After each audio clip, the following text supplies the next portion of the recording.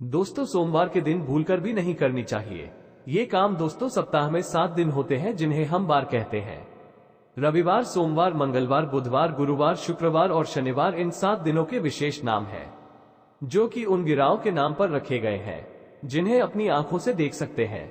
हर बार का संबंध किसी न किसी देवता की उपासना से जुड़ा हुआ है। जिस देवता का बार होता है उस दिन उस देवता की शक्ति अधिक सक्रिय होती है, और यदि हम उस देवता से संबंधित नियमों का पालन करते हैं तो हमारे जीवन पर इसका गहरा प्रभाव पड़ता है। इसीलिए हमें ये जानना जरूरी है कि किस दिन किस देवता की उपासना की जानी चाहिए, कौन से काम करने चाहिए और कौन नहीं। लेकिन आज हम सप्ताह के पहले दिन यानी सोमवार की बात करेंगे कि व्रत आदि में क्या करना चाहिए और कौन से भगवान का व्रत रखना चाहिए, क्या खाना चाहिए, किस रंग के कपड़े पहनना चाहिए, शोभा कितने बजे उठना चाहिए इत्यादि आदि के बारे में बात करेंगे, जिससे कि हम सभी नियमों का पालन करते हुए अपने दिन की शुरुआत से लेकर रात तक अपने इस दिन को शुभ बना सकते हैं। तो चलिए जान लेते हैं सोमवार के दिन क्या करना चाहिए। दोस्तों, अगर आप अपने जीवन में कुछ सीखना चाहते हैं तो हमारे चैनल को सब्सक्राइब कर लीजिए और इस बेल आइकन को जरूर प्रेस करें। कमेंट बॉक्स में लिखे ओम नमः शिवाय। दोस्तों, सबसे पहले बात, सप्ताह का पहला दिन यानी कि सोमवार भगवान शिव की आराधना का दिन माना जाता है। वैसे इस दिन का अधिपति सोम यानी कि चंद्र भी है, इसीलिए इसका नाम सोमवार रखा गया है। इसीलिए सोमवार के दिन भगवान शिव और चंद्रमा दोनों की ही आराधना की जाती है और व्रत रखा जाता है। सोमवार को शिव जी के लिए रखे जाने वाले व्रत शीघ्र ही फलदायी होते हैं।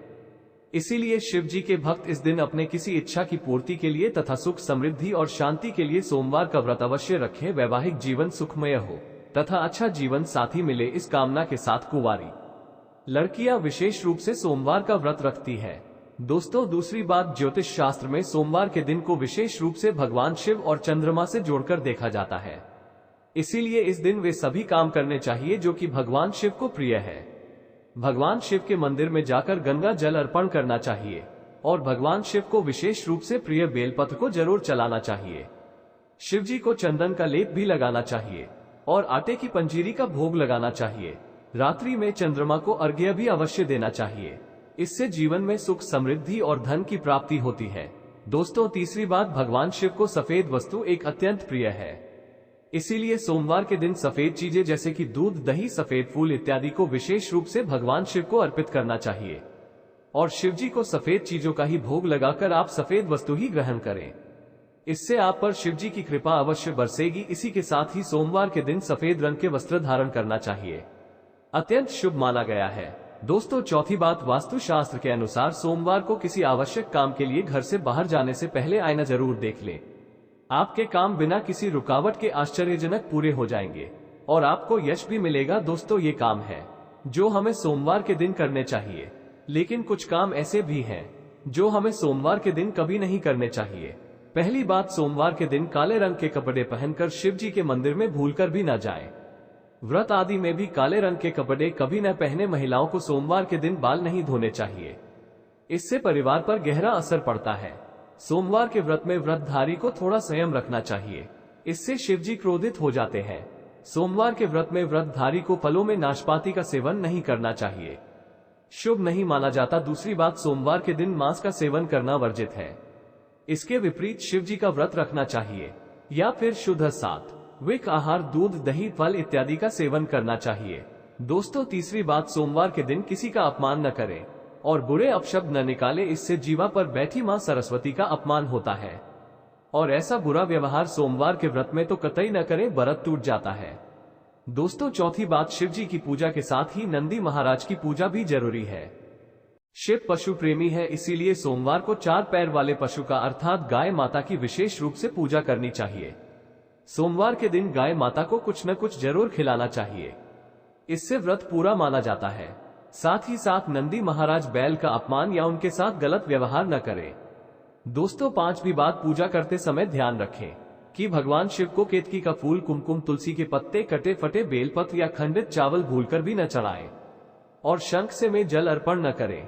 तो दोस्तों, सोमवार के दिन इस दिन शिव और चंद्रमा की आराधना करें, व्रत करें, शिव मंदिर में जाएं, साफ मन से दिन में कई बार ओम नमः शिवाय का जाप जरूर करें। भगवान भोलेनाथ आप पर अवश्य प्रसन्न होंगे और आपकी हर मनोकामना पूर्ण करेंगे। दोस्त खासकर सोमवार के दिन शिव की पूजा के बाद भोग लगाकर गाय को कुछ न कुछ सफेद थी जरूर खिलानी चाहिए, जैसे बर्फी, चावल, सफेद लड्डू वगैरह जरूर खिलाएं। इसके कई पुण्य व्यक्ति को प्राप्त होते हैं और सोमवार का व्रत संपूर्ण सफल हो जाता है। मंगलवार को गाय को रोटी के साथ बेसन के लड्डू खिलाने से संपूर्ण लाभ होता है, इससे व्यक्ति का मंगल शांत हो जाता है। और वहीं बुधवार को हरा चारा यानी कि दुर्वा घास खिलाने से बुध ग्रह शांत हो जाता है, इसे भगवान गणेश प्रसन्न होते हैं। ऐसे में गुरुवार को जब भी आप गाय को रोटी खिलाते हैं तो थोड़ी सी आप हल्दी मिलाकर रोटी बनाएं और गाय को रोटी खिला दें, इससे भी बहुत ही पुण्य लाभ होता है। आपको जीवन में लौकिक और अलौकिक दोनों ही फलों की प्राप्ति हो जाती है। शुक्रवार के दिन गाय को खीर खिलाने से शुक्र ग्रह मजबूत होता है, देवी लक्ष्मी प्रसन्न होती है, जिसके कारण व्यक्ति मालामाल हो जाता है, माता लक्ष्मी मेहरबान हो जाती है। माना जाता है कि शनिवार के दिन गाय को काले तिल और उड़द पीसकर गेहूं के आटे में डालकर रोटी बनाकर खिलाने से शनि दोष शांत हो जाता है।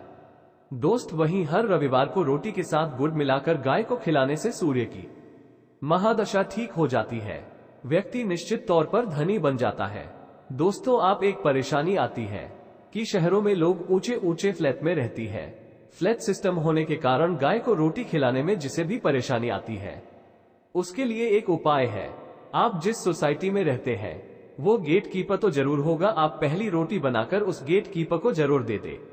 जरूरी नहीं होता कि आप अपने हाथ से ही गाय को रोटी खिलाएं, आपके घर से तो रोटी का भाग निकल ही गया ना, इसीलिए आप गाय को रोटी गेट कीपर को दे दें। जब गेट कीपर गाय को रोटी दिया तो गाय आना अपने आप शुरू कर देगी, क्योंकि नियमित रूप से जिस घर से गाय को रोटी खिलाई जाती है, गाय अपने आप ही उस घर के दरवाजे पर आना शुरू कर देती है। फिर जब गौमाता आना शुरू कर दे तो कोशिश करें कि गेट कीपर से उसके आने का समय पूछ ले, फिर उस समय जाकर गाय को रोटी खिला दे। दोस्तों, एक बार जब आप अपने हाथों से गाय को रोटी खिला देंगे तो वो जरूर अपना भोग लेने आएगी। गाय एक निश्चित समय पर आकर सबके दरवाजे से अपना भोग ले लेती है। थोड़ा समय आगे पीछे हो सकता है, पर गाय माता घर की चौखट पर आती जरूर है और गाय दरवाजे पर आकर जोर जोर से पुकारती भी है ताकि आप उसे रोटी खिला दें। अगर आपने भी गाय को रोटी खिलाई है तो समझो आपने 33 करोड़ देवी देवताओं की सेवा की है और आपको इसका लाभ बहुत